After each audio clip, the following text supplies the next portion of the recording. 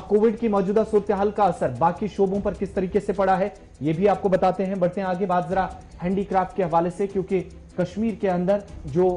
शोबा दस्तकारी का शोबा है किस तरीके से तबाही के दहाने पर खड़ा है। 2 दिन पहले आपके सामने एक रिपोर्ट भी हमने रखी थी, लेकिन आज भी अगर थोड़ी बहुत कहीं लोगों को उम्मीद बची थी तो उसमें भी शायद वो उम्मीद टूटती नजर आ रही है, उस पर भी पानी फिर रहा है। उसकी वजह मौजूदा सूरत हाल, बुरी तरह काम मुतासिर हुआ है। जो लोग ऑनलाइन अपना काम आगे बढ़ाते थे, रोजगार शायद उनका बचा था किसी हद तक, लेकिन सामान की जो बरामदात थी वो भी करना मुश्किल है। सामान बरामद करना इंतहाई मुश्किल हो गया, जो कारीगर बता रहे हैं। और इस साल जितने लोगों ने ऑर्डर्स किए थे वो हालात के पेश नजर मनसूख करने पड़े, जब फ्लाइट्स भी कैंसिल हुई थी या महदूद कर दी गई थी, या दूसरी तरफ ट्रांसपोर्टेशन का काम बंद हुआ, तो लोगों का कश्मीर के अंदर बिलखुसूस जो दस्तकारी शोबे से जुड़े हुए थे हजारों अफराद, पहले तो उन लोगों का काम एक तरफ मुकम्मल तौर पर ठप हो गया था जब लॉकडाउन था, लेकिन थोड़े बहुत जो बच्चे थे जो ऑनलाइन अपना काम चलाते थे, उन लोगों को भी इस वक्त ऑर्डर्स जितने आए थे वो मनसूख करने के बाद एक बार फिर अपना कामकाज यहां पर रोकना पड़ा है। 3 लाख के करीब हैंडीक्राफ्ट आर्टिजन्स हैं जो इस वक्त सख्त मुश्किल दौर से कश्मीर वादी के अंदर गुजर रहे हैं। इनके अंदर कुछ जम्मू के अंदर भी हैं, और जब आखिरी उम्मीद बची थी, जो हमने आपको बताया कि रास्ता सिर्फ ऑनलाइन था, और इस प्रोसेस के तहत बहुत सारे लोग इनसे चीजें खरीदते थे,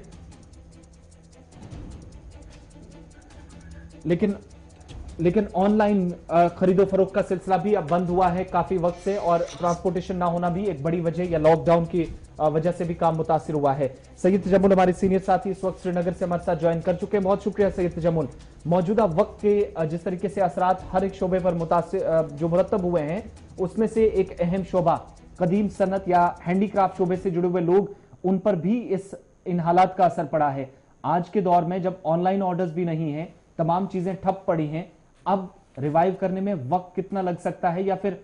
क्या ऑप्शंस हैं कि कम से कम चीजें थोड़ी बहुत ही सही लोगों का रोजगार मकामी सतह पर बच सके?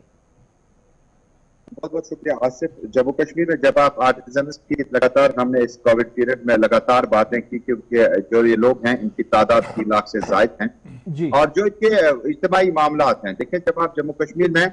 अगर मुतल्लिका इंडस्ट्रीज मिनिस्ट्री होती तो शायद उन तक आवाज पहुंच गई होती,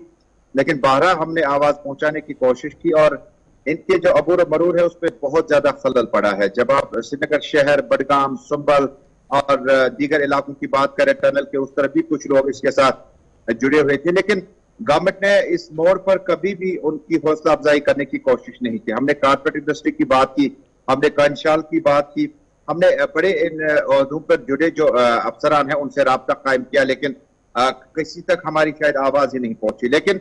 इनके रोजमर्रा के मामला जो है, अब चूंकि इनका कहीं ना कहीं प्राइवेट बैंकों और सरकारी बैंकों के कर्जे भी हैं, यानी लोन हासिल करने के बाद इन्होंने अपना ये छोटा ही सही लेकिन कारोबार शुरू किया था, और ये सिर्फ कारोबार बिजनेस ही नहीं बल्कि इसको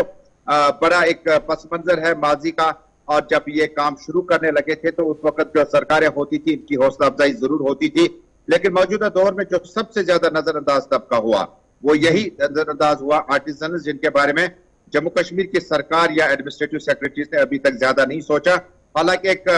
राय जो है उस पर हम आहंगी बनाने की कोशिश की जा रही है, जिसमें इन्हें माहाना तौर पर मुशावरा दिया जा सकता है, और नहीं तो नहीं इस तरह के जो हमारे ये जो असासे हैं ये न सिर्फ खत्म हो जाएंगे बल्कि इनका जो पुराना रिश्ता हमारा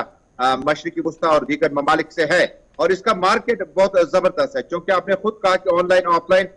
हमारे मार्केट सारे बंद हैं। इसलिए आर्टिजन के लिए मुझे लगता है कि लेफ्टिनेंट गवर्नर मनोज सिन्हा जो है किसी न किसी पॉलिसी का ऐलान करें। हालिया दिनों चीफ सेक्रेटरी डॉक्टर मेहता से भी कुछ लोगों ने मुलाकात की और इनकी वकालत की थी, और हो सकता है कि आइंदा कुछ दिनों में इनकी हौसला अफजाई और इनकी कसम पुरसी और मजबूरी और मुश्किलात का जो पीरियड है वो शायद खत्म हो सके।